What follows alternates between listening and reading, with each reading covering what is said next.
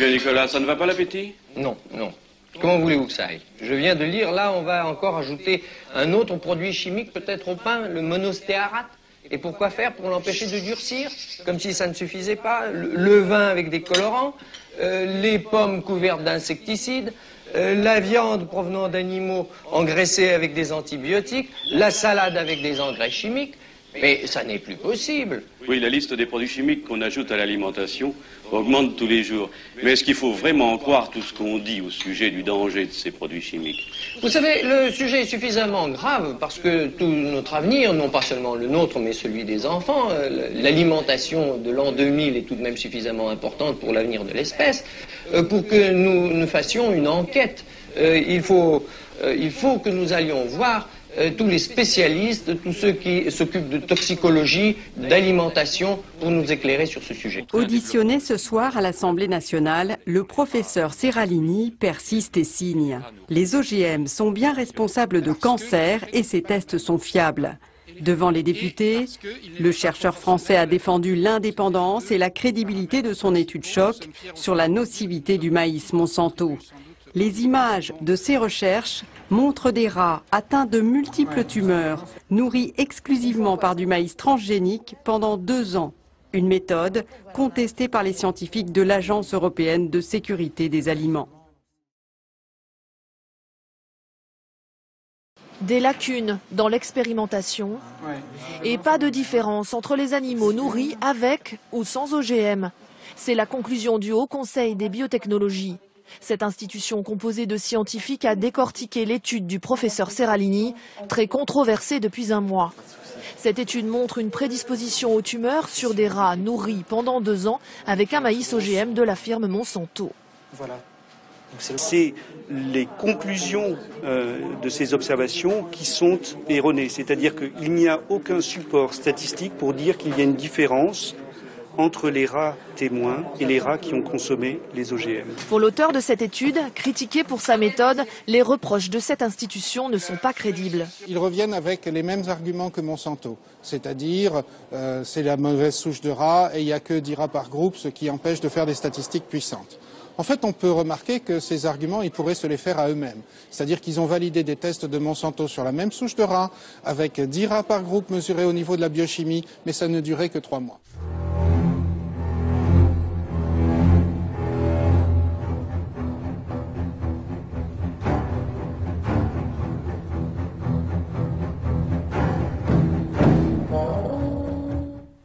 Alors Serralini est professeur de biologie à Caen et il a étudié les OGM pendant des années, pendant plusieurs années, d'une façon assez extensive.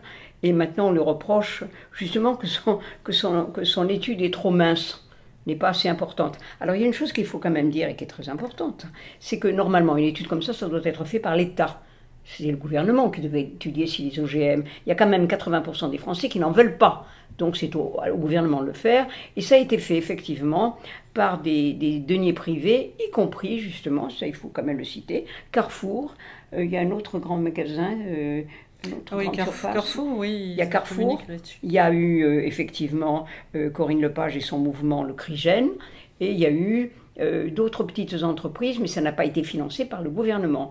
Donc c'est une étude qui était faite avec des tout petits moyens, mais qui était extrêmement exhaustive. Et effectivement, ils pensaient faire une étude d'information, et ça a fait une bombe atomique dans tous les pays. Bah, on en parle partout. Il avait déjà fait ça il y a 2-3 ans. Oh oui, mais ce n'est pas la même étude. Non, mais sur le maïs, sur le soja. Il avait fait non, il a fait sur le maïs, sur les pommes de terre.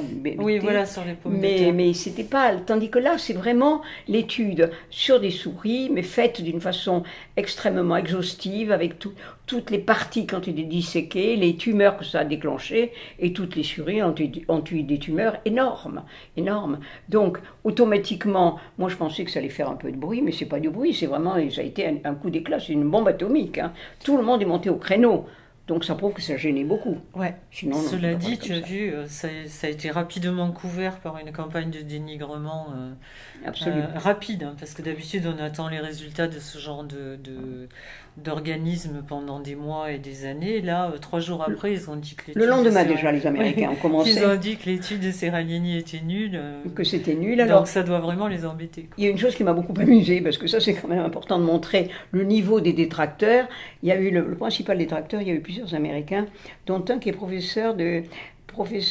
qui est un grand spécialiste de la nutrition aux États-Unis.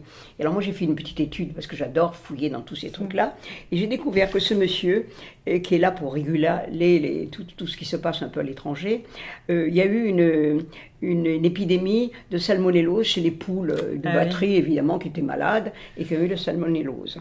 Alors on a voulu brûler les œufs parce qu'on s'est dit les œufs qui ont de la salmonellose c'est dangereux. Il a quand même fait une déclaration en expliquant dans plusieurs journaux sérieux américains qu'il suffisait de casser les œufs, de les stériliser, qu'une fois stérilisés, il n'y aurait plus de microbes, et qu'à ce moment-là, on pourrait les mettre dans les mayonnaises et dans les gâteaux américains. Donc vous voyez à peu près le genre de détracteur qu'il peut avoir.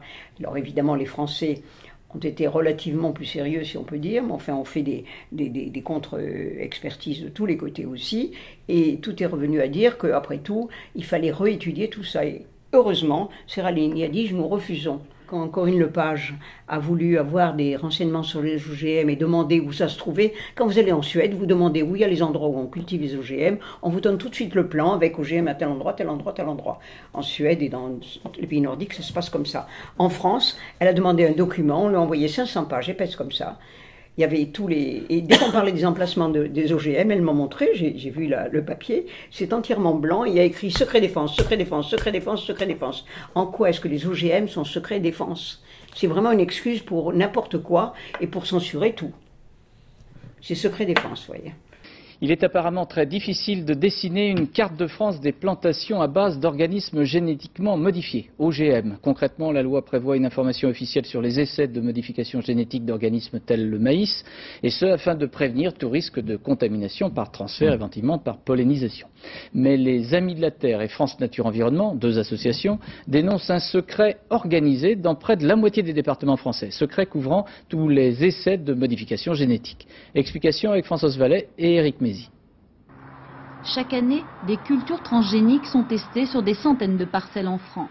Maïs, colza, tournesol, betterave, soja, les associations souhaitaient faire un état des lieux de ces plantations en plein champ sur le territoire. Elles se sont rendues compte qu'il était difficile d'obtenir une liste des communes concernées. Sur cette carte figurent en jaune les départements ayant reconnu la présence d'OGM sur leurs terres. En rouge apparaissent les départements qui ont refusé de donner l'information. Pourtant, une loi du 13 juillet 1992 fait obligation aux autorités de rendre publique la liste des cultures transgéniques.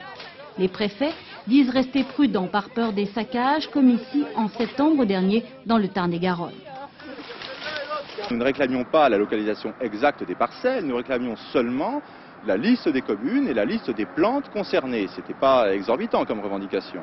Et ça, vous ne l'avez pas obtenu? Absolument pas. On nous dit, dites-moi les communes qui vous intéressent, je vous dirai ce qui se passe. Et il y a 36 000 communes en France.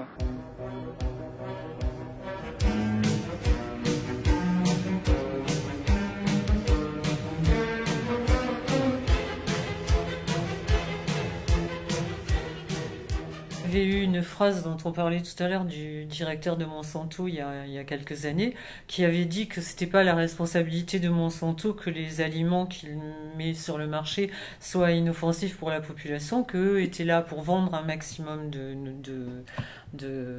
nourriture, et que c'était à la FDA et à la OCDC d'apporter la preuve, enfin de protéger la population, que c'était pas eux, quoi. Alors il y a une expérience quand même très intéressante qui a été faite il y a des années.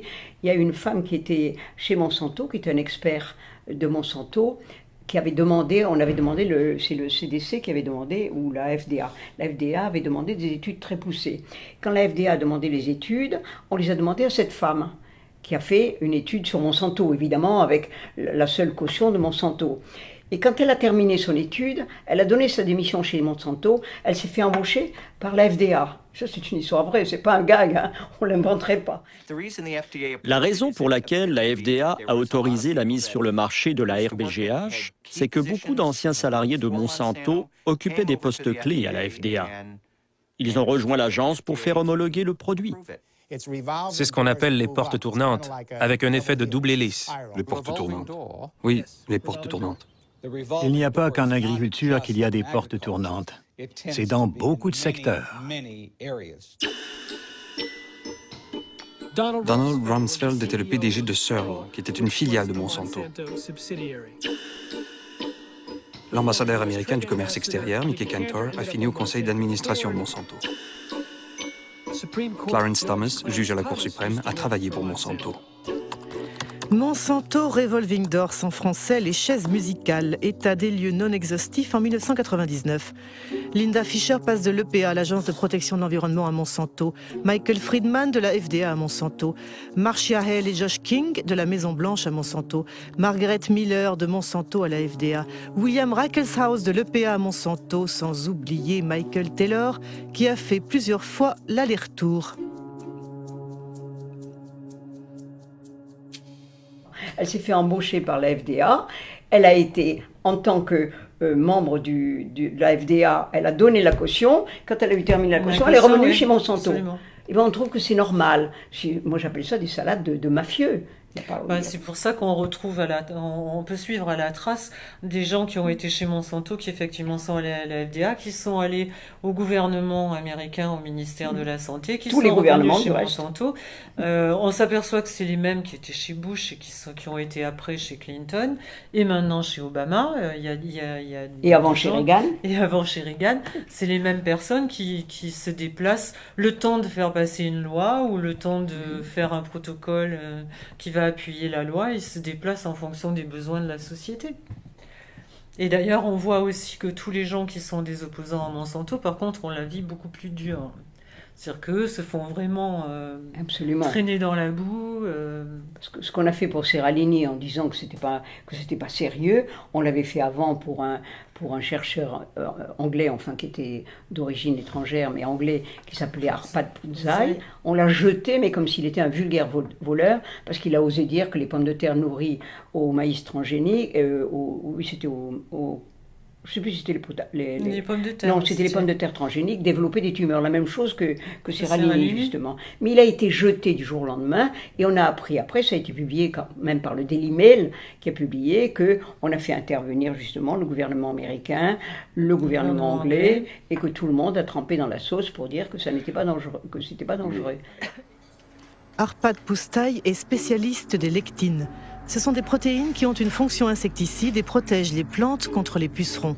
Les scientifiques du Roat Institute ont créé des pommes de terre résistantes aux pucerons dans lesquelles ils ont introduit un gène provenant d'un perce-neige qui fabrique la fameuse lectine. Auparavant, ils avaient vérifié qu'à l'état naturel, les lectines ne sont pas dangereuses pour la santé. Les pommes de terre transgéniques ont été testées sur des rats.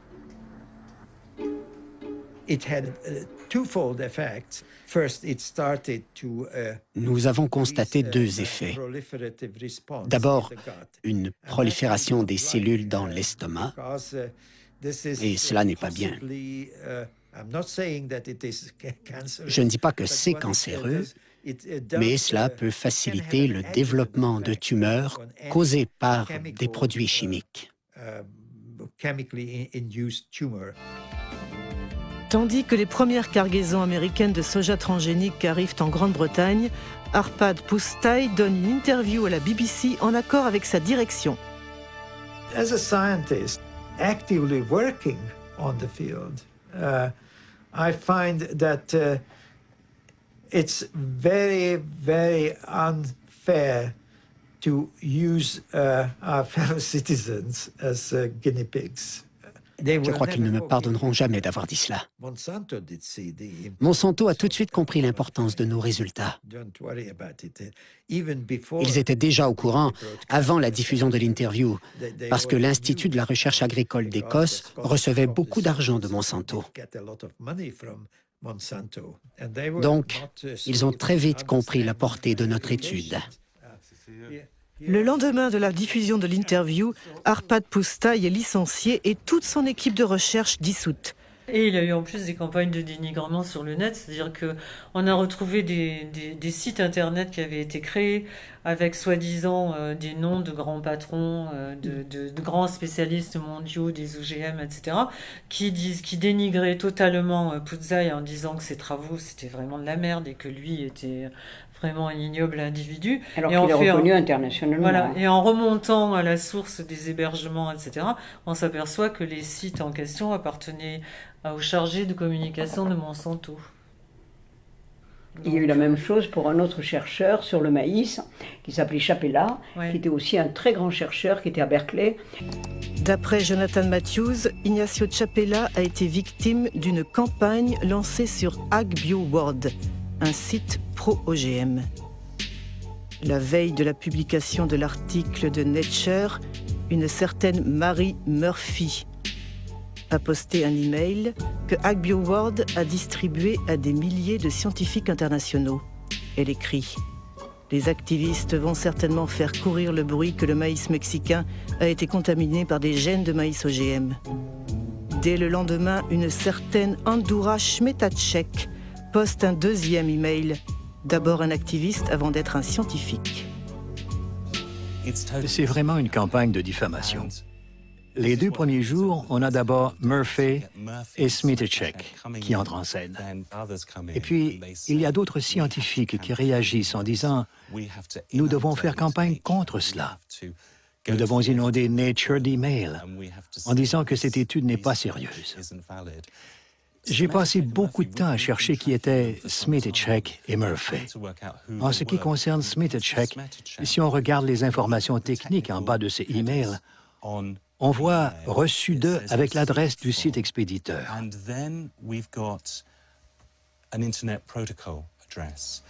Il suffit de la copier et de vérifier sur un annuaire des sites Internet.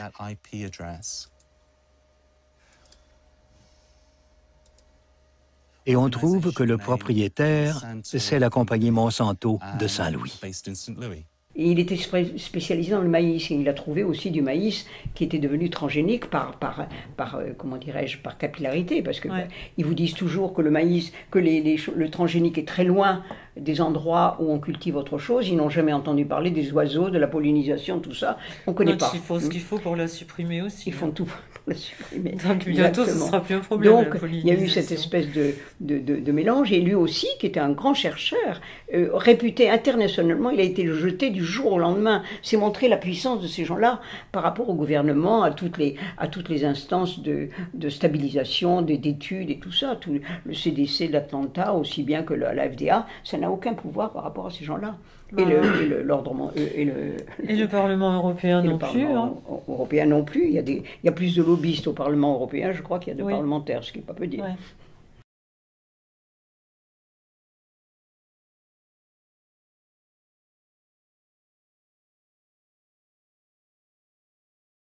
Ça a démarré parce qu'en amont, ils ont fait ce qu'il fallait. Là, c'est pareil. Ils ont commencé à faire passer d'abord la loi d'équivalence en substance, qui disait qu'un OGM et un non-OGM, c'était la même chose. Principe 2. Les composants des aliments provenant d'une plante génétiquement modifiée seront les mêmes ou similaires en substance à ceux que l'on trouve communément dans les aliments. Autrement dit, la FDA considère a priori qu'une plante modifiée génétiquement est similaire à une plante conventionnelle. C'est ce qu'on appelle le principe d'équivalence en substance, qui a été repris partout dans le monde. Il est au cœur du débat qui oppose les anti-OGM aux pro-OGM. Donc à partir de là, ils n'avaient plus besoin d'étiqueter contient des OGM, puisque c'était la même chose. Ce qui ne les a pas empêchés après de vouloir le breveter, parce que soi-disant, ça leur appartenait. Donc là aussi, il faudrait une certaine logique. Si c'est la même chose, je vois pas ce qu'ils brevettent, mais bref. Donc ça a été protégé comme ça, et après ils ont lancé les OGM, et ils n'arrêtent pas de nous dire qu'effectivement, c'est pour nourrir la planète, qui va faire 9 milliards d'habitants alors qu'on a suffisamment Ce qui de est recul très maintenant. faux, parce qu'en Inde, ça a ruiné des milliers de paysans. Il y a un taux de suicide en Inde qu'il n'y a nulle part ailleurs, parce qu'on a dit aux paysans, vous allez payer très cher ces semences, mais grâce à elles, vous allez faire fortune. Pas du tout, l'année suivante, les semences n'étaient plus reproductives. Donc chaque année, ils sont obligés de repayer. Il y a eu des quantités de paysans qui se sont suicidés, les femmes qui ont été obligées de revendre toutes leurs fermes et autres pour payer ces besoins-là. Ils ont ruiné entièrement l'Inde. On lit dans ce dossier, on parle de l'introduction de la stérilité mâle dans les lignées d'endives rouges, etc. On est donc exactement, en réalité, dans les opérations qui visent à interdire aux paysans, leur retirer leur droit essentiel, qui est le droit de réensemencer. En cela, on suit le mauvais exemple de Monsanto. Je vous rappelle, pour ceux qui ne s'en souviennent pas, que Monsanto s'était associé en Inde avec une opération de microcrédit qui consistait à prêter des petites sommes d'argent à des paysans indiens pour qu'ils puissent acheter des récoltes, sauf que les récoltes ne pouvant pas être réensemencées, la conséquence de tout ça, ça a été la ruine de ces paysans indiens et au passage 18 000 suicides.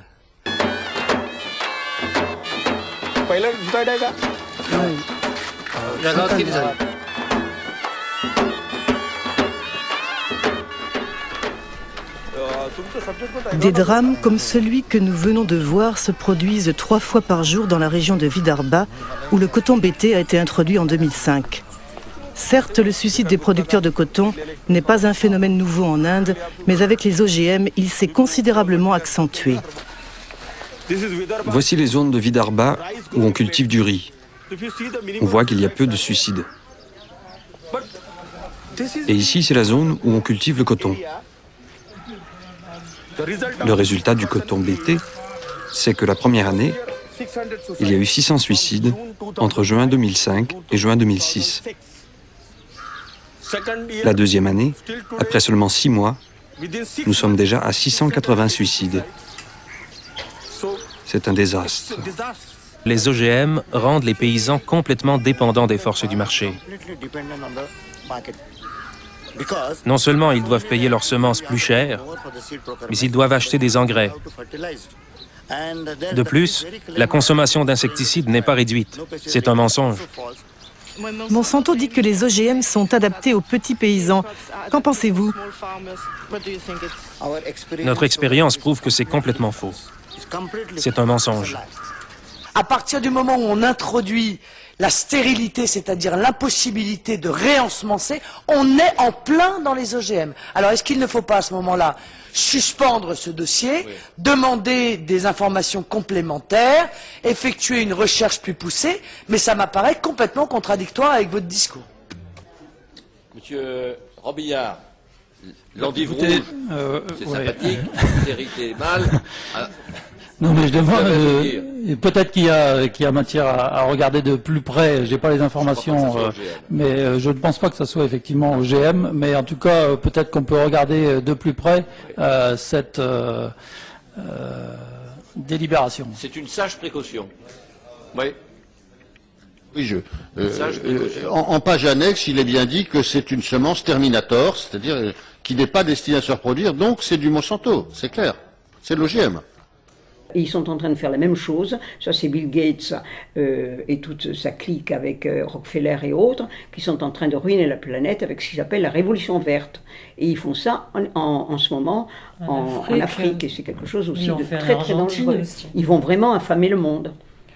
D'autant plus qu'ils vont être les seuls à avoir les séquences ADN de toutes les semences qu'ils récupèrent dans le monde entier. Évidemment. On ne pourra plus avoir de semences libres. Toutes les semences, il faudra les payer par Monsanto. Alors ça, et puis l'autre truc qui fait faire du souci, je trouve, c'est que il y a encore 4-5 ans, on pouvait dire, bon, ok, j'ai compris ce qui se passe, je vais avoir mon potager chez moi, oui. Je vais cultiver mes trucs. Bon, maintenant, quand on regarde avec les chemtrails, avec la pollution radioactive, avec les gaz de schiste s'ils y arrivent qui vont complètement polluer toutes les nappes et tout, ce qui nous balance donc avec les chemtrails sur la tronche, comment on fait pour avoir un jardin? C'est-à-dire qu'il faut un jardin où? Parce qu'on va pas arroser son jardin avec l'eau d'évian.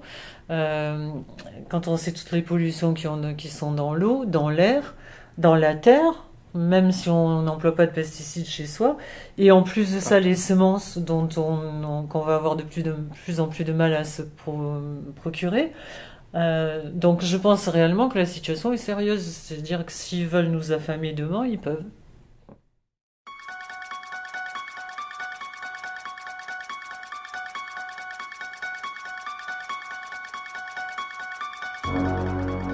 Quand on voit d'où viennent ces gens-là, on voit très bien où ils veulent aller, parce que tout le monde sait maintenant que derrière Monsanto, Syngenta, Bayer, etc., c'est IG Farben, et IG Farben, c'était IG Farben Auschwitz, et la boucle est quand même assez bien faite, parce que après, je veux dire, après Nuremberg, ces gens-là se sont retrouvés un petit peu en tôle, mais c'est quand même... totalement en tôle. Oui, mais enfin 2 ans, quand je dis un petit peu... Oui, mais ils étaient en tôle, mais c'est grâce à Rockefeller qu'on les a sortis. Et le procureur américain, qui était un type très très bien justement, a dit, si vous ne les mettez pas en prison immédiatement, dans 50 ans, ils séviront, ils seront beaucoup plus dangereux, beaucoup plus pernicieux sur la Terre. Vous avez intérêt à les mettre en prison tout de suite. On les a libérés justement grâce à... Et ces gens-là ont dit à l'époque, qui contrôle la nourriture, contrôle le monde. Und so geschah es, dass 1947 das Verfahren Nummer 6 gegen die IG Farben Manager eröffnet wurde, wegen der Kriegsverbrechen, die sie begangen. Der US-Chefankläger Telford Taylor fasste seine Anklage folgendermaßen zusammen: Ohne die IG Farben wäre der Zweite Weltkrieg nicht möglich gewesen.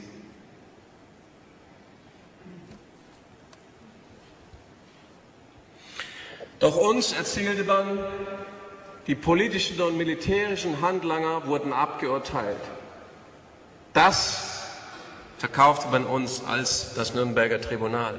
Man erzählte uns nichts davon, dass die Aktien von Bayer Höchst und BASF von IG Farben an die Konkurrenz in den Siegermächten übergingen, nämlich die Rockefeller-Gruppe in den USA und die Rothschild-Gruppe in Großbritannien und Frankreich. Und was diese Herren machten, erzählte man uns auch nicht. Die hatten nämlich ein Interesse daran, dass die im Nürnberger Verfahren verurteilten IG Farben Manager möglichst schnell wieder rauskamen und für sie ihre Arbeit weitermachten. Und so wundert es auch nicht, dass Karl Wurster, den wir eben schon kennengelernt haben, nach dem Krieg 13 Jahre lang Vorstandsvorsitzender des BASF-Konzerns war.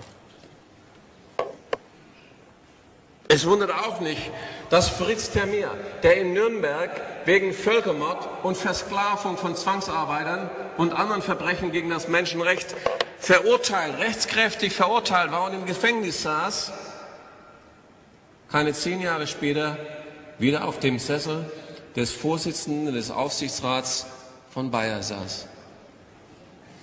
Et c'est quand même Fritz Termeer, qui était le président d'IG Farben Auschwitz, qui a monté le Codex Alimentarius.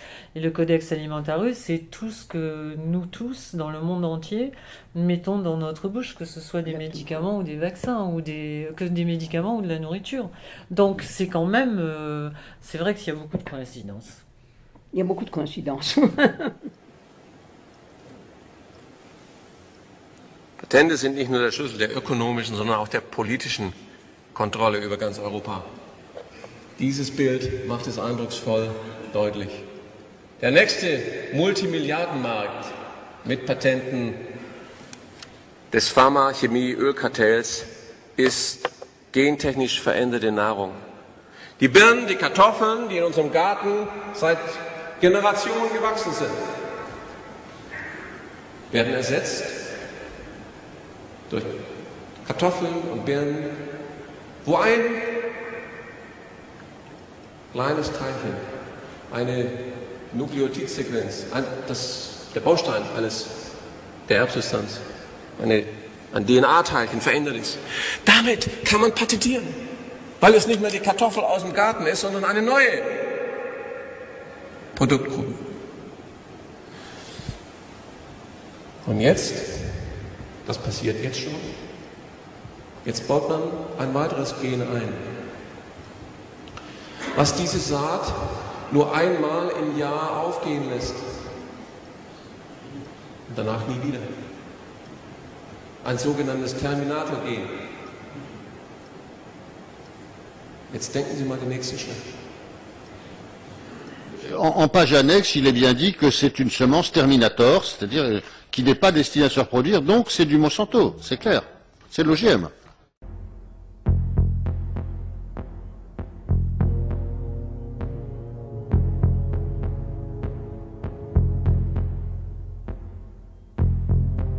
Il n'a jamais été utile, il n'y a aucune preuve que le vaccin soit bon, et du reste ça a été écrit par les plus grands virologues de la Terre en disant que la vaccination était un principe complètement ridicule, et particulièrement la vaccination contre la grippe. Un article ici, on parle des vaccins encore de la grippe. On parle ici de la fraude du CDC, aussi de l'OMS, ok? Donc vous avez le Dr Anthony Morris, qui est un virologiste distingué, et puis l'ancien chef du bureau des vaccins de la FDA, qui a exprimé ses vues, et puis qui a summarisé finalement leur effet très bien en disant que il ne voulait pas d'offrir, dans son opinion, il disait qu'il n'avait pas aucune évidence que les vaccins contre l'influenza, contre la grippe saisonnière, qu'on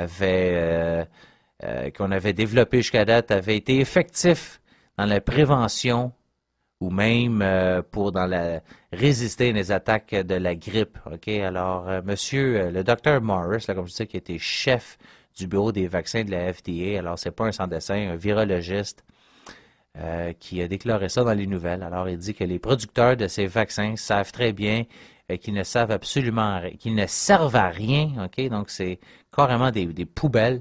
Ces vaccins-là ne servent absolument à rien, mais continuent de les vendre de toute façon. Alors grosse nouvelle. Puis comme je vous dis, ça vient d'un virologiste, ancien chef de la FDA, du secteur des vaccins, ok? Alors c'est pas d'histoire de conspirationniste encore, là, ça vient de la bouche des personnes qui sont très très bien placées. Alors un monsieur qui dit que ces vaccins-là ne servent à rien.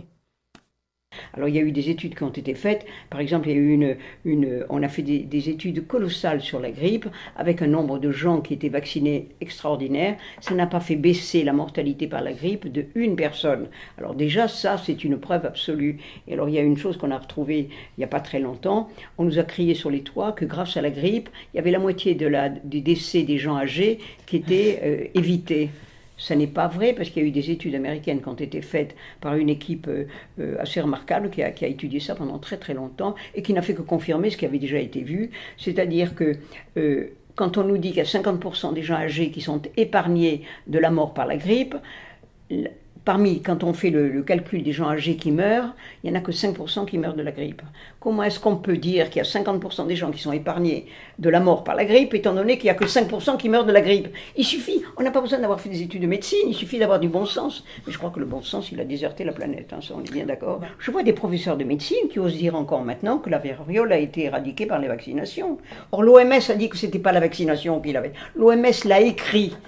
Eh bien, malgré l'OMS, et Dieu sait que je n'ai pas une grande confiance en l'OMS, mais quand elle dit des choses en défaveur des vaccinations, là, elle ne peut pas mentir. Peut-être se demander qu'est-ce que ça cache. Oui, qu'est-ce que ça cache?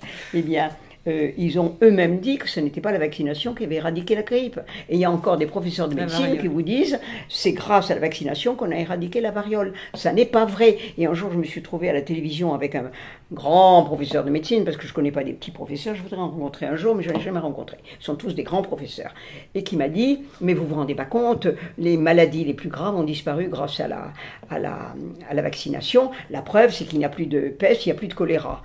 Et quand le journaliste m'a interviewé, je dis je suis d'accord avec le professeur Untel, il a commencé à faire un grand sourire en disant ah ah. Et je dis oui, mais ce que vous n'avez pas ajouté, c'est qu'il n'y a jamais eu de vaccin contre ces maladies, elles ont disparu toutes seules.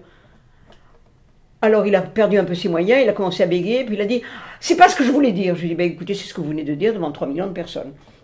Quelques amis m'ont dit oui, mais moi tu comprends, j'ai déjà une santé fragile, donc comme j'ai une santé fragile, il faut absolument que je me fasse vacciner, parce que si moi j'attrape la grippe, je vais en mourir. Mais je veux dire, c'est terrible, parce que c'est justement pire. plus ils sont vaccinés, plus ils sont malades. Ça, il y a des études qui ont été faites. Il y a une étude qui est très importante sur tous les vaccins de la Terre, qui est l'étude de l'Institut Koch en Allemagne, qui a prouvé que ils ont fait ça pour voir si les enfants vaccinés étaient en meilleur état ou en plus mauvais état que les enfants non vaccinés. Et ils ont constaté que les enfants vaccinés étaient en bien meilleur état, en bien pire état, pardon, que les enfants non vaccinés. Gehen wir gleich mit in die Tatsachen rein. Du hast Sachen ausgewertet, die du vom Robert-Koch-Institut bekommen hast. Ja. Was ist das Robert-Koch-Institut?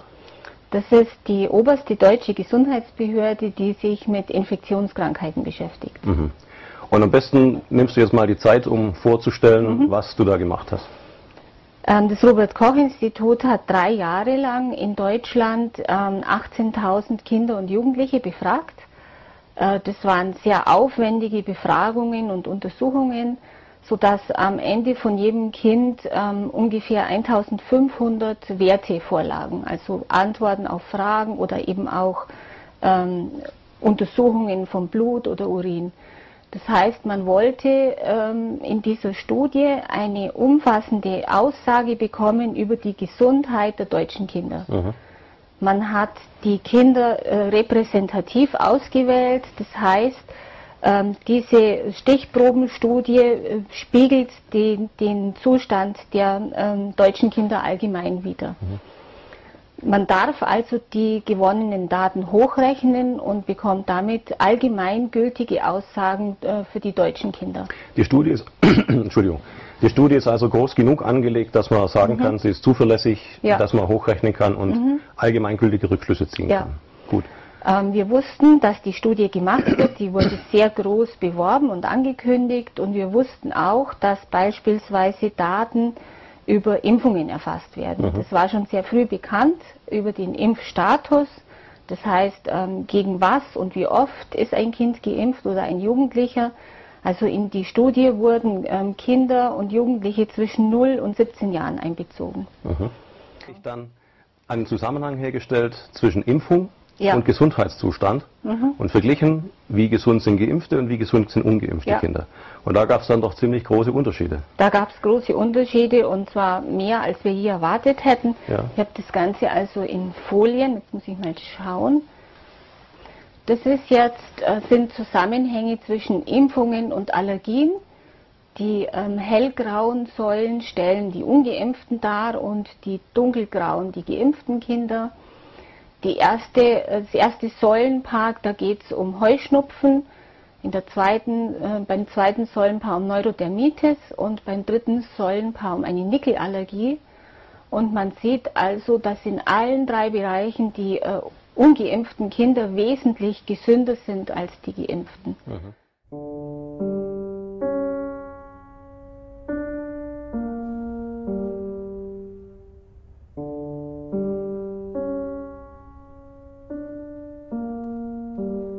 Das heißt, es ist letztendlich der Beweis, dass ungeimpfte Kinder einfach insgesamt eine wesentlich stabilere Abwehr haben. Donc ils ont remarqué que même, par exemple, les enfants vaccinés, on ne penserait pas à ça, portent beaucoup plus souvent des lunettes, ont des scolioses, donc des maladies qui n'ont aucun rapport. Des maladies respiratoires, moi rien que dans mon entourage, je suppose que c'est la même chose pour tout le monde, il y a beaucoup de bébés qui ont des problèmes respiratoires.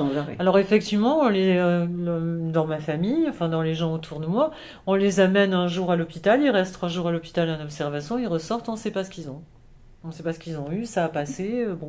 Mais quand on regarde par exemple les taux d'asthme sur les bébés vaccinés, on comprend d'où ça vient.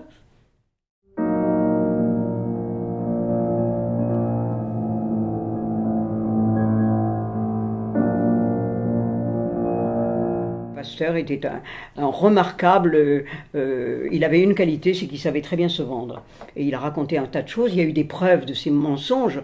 Et même quand vous voyez que le vaccin de la rage a été inventé par Pasteur, ça n'est pas vrai. Le vaccin de la rage a été inventé par un pharmacien de Toulouse. Et quand vous voyez le dictionnaire, on le voit là. C'est pas lui qui l'a inventé. Donc, Pasteur a menti tout au long de sa vie. Il a menti sur le petit Meister dont on dit qu'il a été sauvé de la rage. Il y a d'autres enfants qui ont été mordus en même temps que lui. Ils n'ont pas mort de la rage. Ils n'ont pas été vaccinés. Alors, pourquoi est-ce qu'on a pris ce petit Meister? On ne sait même pas s'il avait la rage. On ne sait même pas si l'enfant était, si le chien était enragé. Donc on nous raconte n'importe quoi, on avale tout. Vraiment, c'est... Du reste, il y a eu un professeur qui s'appelait le professeur Peter, qui était vraiment un type remarquable, un très très grand savant, qui a dit « Monsieur Pasteur ne guérit pas de la rage, il la donne ».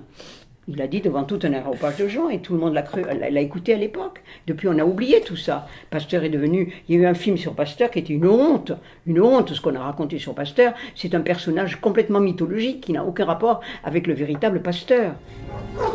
Dans le secret de son laboratoire, en se penchant sur l'infiniment petit, Louis Pasteur va découvrir le pouvoir destructeur des microbes et mettre au point des pièges pour cerner ces tueurs en série d'autant plus redoutables qu'ils sont invisibles. Et la rage? Ah, la rage, je n'ai pas encore réussi à la voir. Elle doit être trop petite ou alors mes yeux sont trop vieux. Mais je connais assez bien les petits grands méchants pour savoir que la rage est l'un d'entre eux. 15 jours. Si dans 15 jours Joseph est encore en vie, la preuve sera faite que le vaccin est efficace. Comme un démon, elle s'empare des corps et les possède jusqu'à la folie. En percer le mystère, c'était vaincre une malédiction. Terrasser les croyances avec pour seule arme la science, cette conquête allait être l'aboutissement de longues années de recherche d'un homme qui allait révolutionner la compréhension de la maladie. Pasteur, tout le monde sait que c'était un imposteur, on le sait. Et même, souvent, j'en ai parlé à des gens qui étaient à l'Institut Pasteur, qui m'ont dit, mais tout le monde le sait. J'ai dit, attendez, vous, chercheurs à Pasteur, vous le savez, mais la population ne le sait pas. On trouve des photos de Pasteur avoir un super partout. attaché de presse et il a trouvé des sponsors. C'est toujours pareil.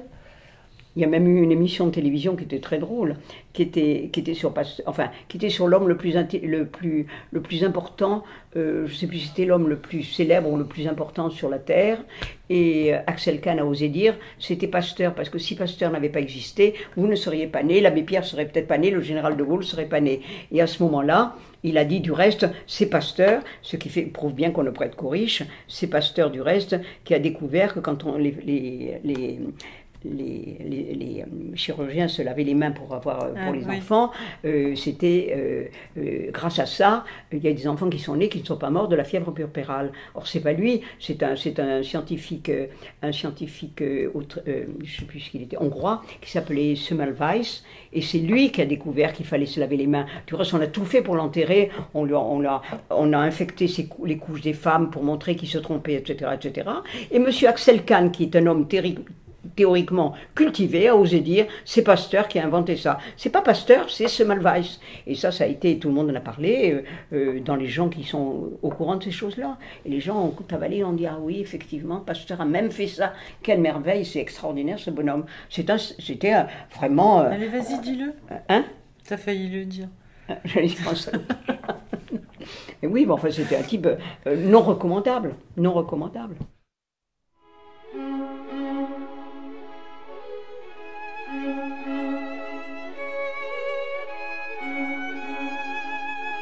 C'est interdit. Il y a des gens qui essaient de le rétablir, hein, avec beaucoup de mal, mais qui essaient quand même de le faire, parce qu'il y a quand même eu des petites poussées. Les Français sont quand même les pires, il faut le répéter, on le répétera jamais assez. On est les pires parce qu'on est au pays de Pasteur, au pays de Descartes et tout ça, donc nous, on marche, on est des perroquets, on est uniquement des perroquets. Mais il y a par exemple en Allemagne quand même des gens qui essaient de sauver certaines choses et de rétablir justement ce diplôme d'herboriste. Parce que maintenant, les gens ne savent plus. Parce qu'un pharmacien n'est plus non plus un pharmacien, c'est un vendeur de médicaments. Le médecin est un ordonnateur de médicaments.